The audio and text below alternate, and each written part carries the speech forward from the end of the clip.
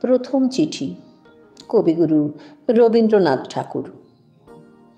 বধূর সাথে তার প্রথম মিলন, আর তারপরেই সেই এসেছে প্রথম প্রবাসে। চলে যখন আসে তখন বধূর লুকিয়ে কান্নাটি ঘরের আয়নার মধ্যে দিয়ে চকিতে ওর চোখে পড়ল। মন বলে, ফিরি, দুটো কথা বলে আসি, কিন্তু সেটুকু সময় ছিল না। সে দূরে আসবে বলে একজনের দুটি চোখ বেয়ে জল পড়ে, তার জীবনে সে আর এমন কখনো দেখেনি। পথে চলবার সময় তার কাছে পরন্ত রোদ্দুরের এই পৃথিবী প্রেমের ব্যথায় ভরা হয়ে দেখা দিল। সেই অসীম ব্যথার ভাণ্ডারে তার মতো একটি মানুষেরও নিমন্ত্রণ আছে, এই কথা মনে করে বিস্ময়ে তার বুক ভরে উঠল।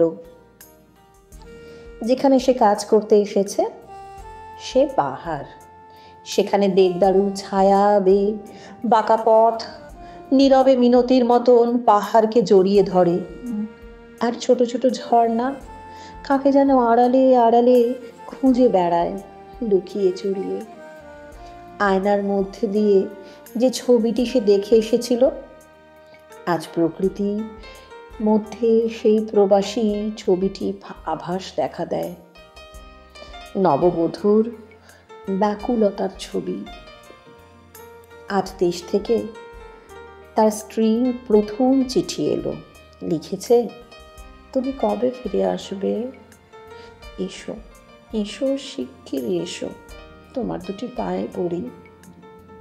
এই আসা যাওয়া সংসারে তারও চলে যাওয়া আর ফিরে আসার যে এত দাম ছিল, এ কথা কে জানতো?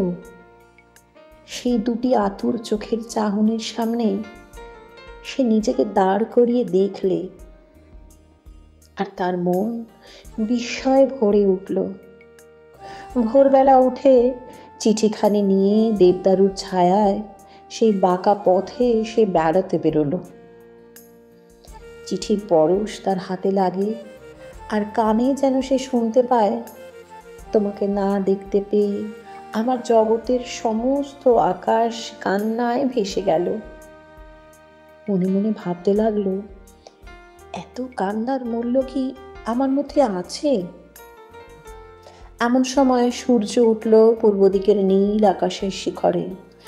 দেবদারুর শিশির ভেজা পাতার ঝালরের ভেতর দিয়ে আলো ঝিলমিল করে উঠল। হঠাৎ চারটি বিদেশিনী মেয়ে দুই কুকুর সঙ্গে নিয়ে রাস্তার বাঁকের মুখে তার সামনে এসে পড়ল। কি জানি কি ছিল তার মুখে, কিংবা তার সাজে, কিংবা চালচলনে। বড় মেয়ে দুটো কৌতুক মুখে একটুখানি মুখ বাঁকিয়ে চলে গেল। ছোট মেয়ে দুটি হাসি চাপবার চেষ্টা করলে, চাপতে পারল না। দুজনে দুজনকে ঠেলাঠেলি করে খিলখিল করে হেসে উঠে ছুটে চলে গেল।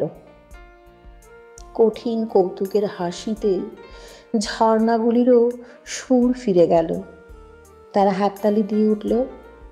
প্রবাসী মাথা হেঁট করে চলে আর ভাবে, আমার দেখার মূল্য কি এই হাসি? সেদিন রাস্তায় চলা আর হলো না। বাসায় ফিরে গেল। একলা ঘরে বসে চিঠিখানি খুলে পড়লে, তুমি কবে আসবে? এসো এসো, শীঘ্র এসো, তোমার দুটি পায়ে পড়ি।